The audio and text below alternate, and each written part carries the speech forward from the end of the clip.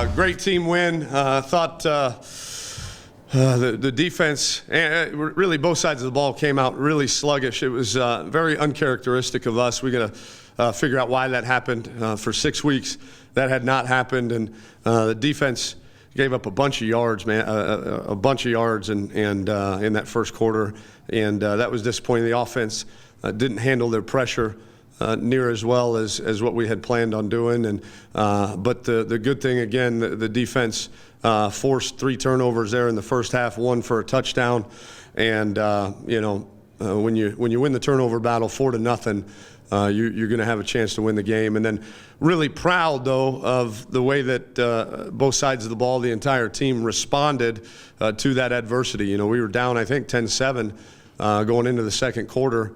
And defense and offense and special teams, all 3 parts, really responded, got their act together, and played with a much more laser-like focus, especially the second and third quarter, and got things kind of going from there.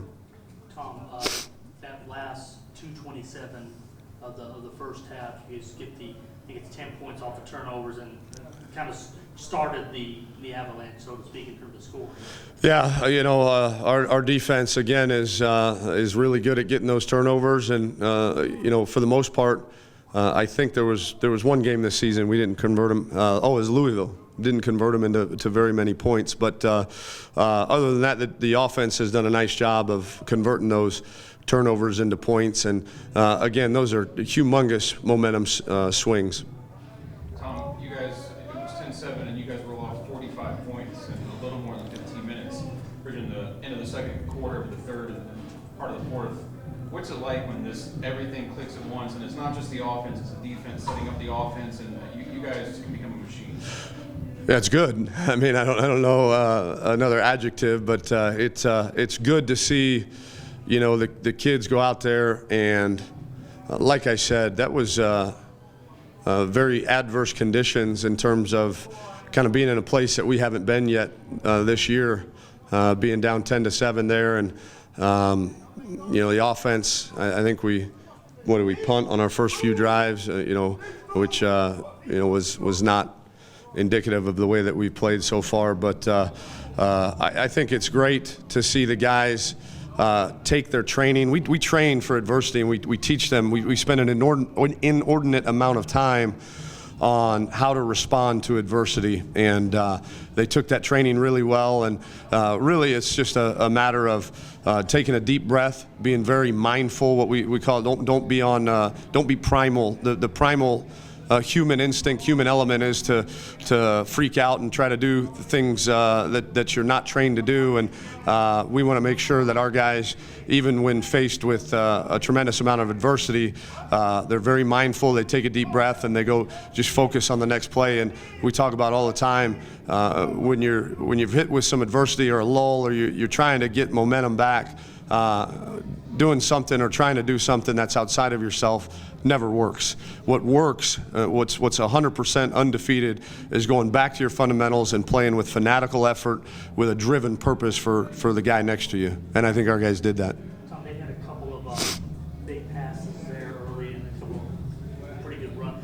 Defensively, what were the adjustments, or was it just a matter of getting out of that first? It was executing. There wasn't. They weren't exploiting necessarily anything in a flaw in the defensive call. It was the players not, and I'm not putting it on the players. We didn't coach them well enough to execute the call, but we settled them down, got them coached up, got them in the right place at the right time. But the calls, in terms of the adjustments by the defense, didn't really change. We just got them coached up a lot better in terms of how to execute those calls. As you guys get moving forward and with all the national attention that's been kind of focused on the program, how do you keep you guys focused, on what each game moving forward, each step? It kind of takes care of itself when the culture is ingrained the way that it has been the last 10.5 months. We address it. I'll address it again tomorrow in our team meeting. That nobody cares after 7 games. It really, none of it matters. None of it matters. what matters is that we put ourselves in position then to go win the next one. And I think our guys have taken a very workmanlike approach to that. You know, one of our mantras since day one, one of our pillars of success, we have 4 pillars of success. The very first one is to be 1-0. And we break that down very microscopically, very minutely into even just the, you know, being competitive in everything you do, even from your thoughts and actions and everyday decisions that you make.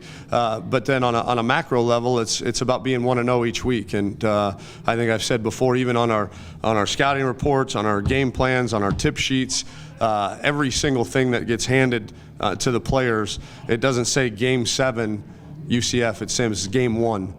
Because it is Game 1. It's Game 1 of this one-game season, and next week will be the exact same. And I think they understand that. And they we've got a pretty good group of grounded leaders that understand that it doesn't matter. You know, all that talk out there is for everybody else to talk about. What we got to do is go 1-0 this week against Vanderbilt. Tom, you guys put up 59, Memphis last night 66. Temple wins again, and obviously it's a one game every week, but it seems like there's 3 teams here, and all 3 of them are fighting to be on top of this thing when it's all said and done. Yeah, really proud of our conference for the play of those 2 teams, and proud of our guys for holding up our end of the bargain thus far. But I think it's really neat to see the growth of our conference and the level that those 3 teams are playing at, and even you know, the East Carolinas. I mean, East Carolinas is a really good football team too. So we've got 3 or 4 or 5 teams at the top of our conference that, in my opinion, could play with anybody in the country. When you finished the first half the way you did, I mean, kind of sluggish for a little while, and then had a nice little explosion. Come out and start the second half with 3 runs, 79 yards, touchdown, momentum. How do you? It's hard to bridge at halftime like that. Yeah, momentum's tough to. I think what you're getting at is we grab the momentum at the end of the second quarter, but then you got to go in and sit around for 15 minutes, and so it's really important for us, like we've shown starting games up until today, that we come out of each half really swinging and throwing the first punch, so to speak, figuratively, and I thought our offense and defense really did a great job of that. And I think we went in at halftime and said we can run the ball against these guys, and it showed there on the first few drives of the second half. Tom, I'm sure you won't argue wherever the points come from, but the defense first touchdown with Brandon, that the last week it was the touchdown pass, it was Tulane, but to get points one way or another early like that, how big was that coming the way it did? Yeah, it was big because I mean, really, we talk about adversity. I mean, it could have been a lot worse in terms of the scoreboard situation had those 7 points not been up on the board. But I think, you know, when it's 7-7 or 10-7, there's no panic. I'd like to think had it been 10-0, 14-0, 21-0, there wouldn't have been much panic. But to see that 7 on the board early, I think allowed us to focus in on overcoming the next few obstacles in terms of the adversity. Do you have any update on Kenna? Was it just a matter of when it was that empty? Yeah, at the end of the run there, you know, surprisingly, you know, it looked bad, but all indications are that he's doing well. We'll recheck him again tomorrow, but Doc O'Shea seemed pretty optimistic.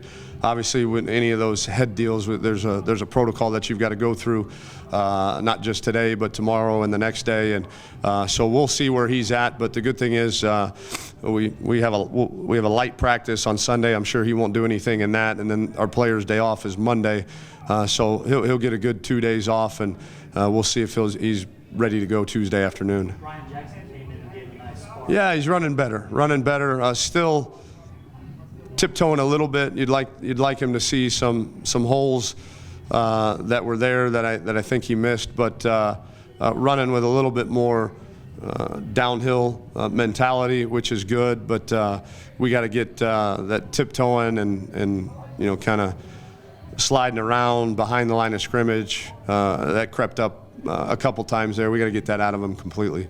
Still no jab in until the You know what? He went out and returned 2 punts, so our thought was he was cleared to play, but when the score is whatever it was, 59-10 or even 52-10 at that point, it was probably better to give him one more week off, and I don't anticipate any issues then coming up into the Vanderbilt game. He was cleared to play though, Joseph, but we just made a decision that at that point in the game it wasn't necessary to put him in. Tom, you probably cracked the top 20 this week in MVP. You guys are 7-0, you put 59 points. But then some people are going to say, well, they haven't played anybody yet. Yeah. How do you balance that with these kids who are obviously very confident and very focused right now, and knowing where this team really is at and where you guys still have to go?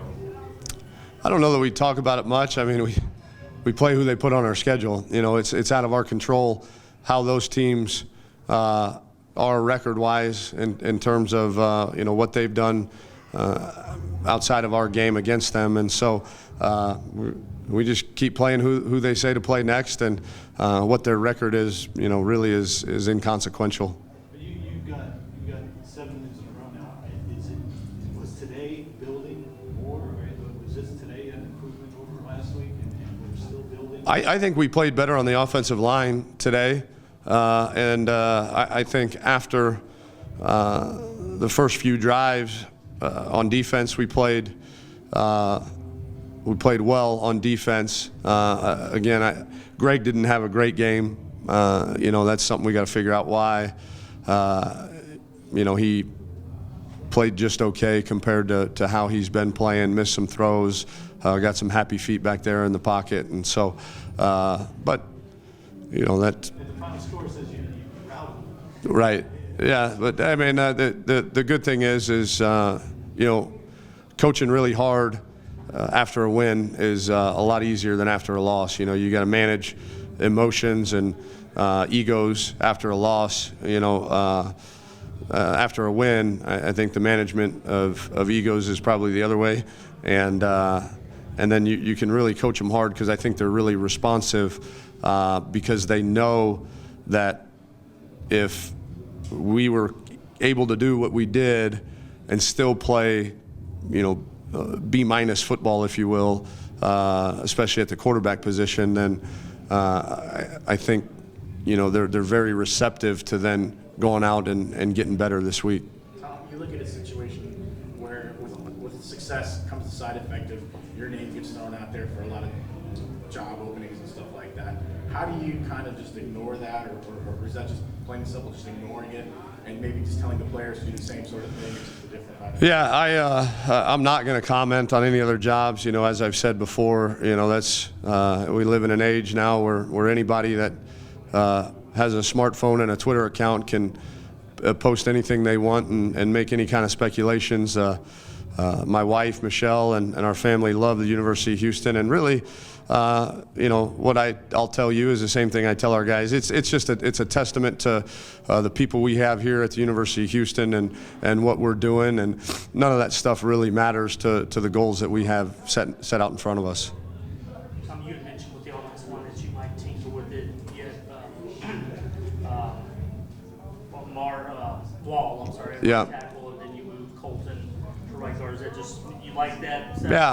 Yeah. Damian Parrish coming off the bench is probably better than playing 70-something snaps at this point in his career, and we thought the young freshman center and earned the right to play a little bit with how he played against Tulane, and he did a good job today.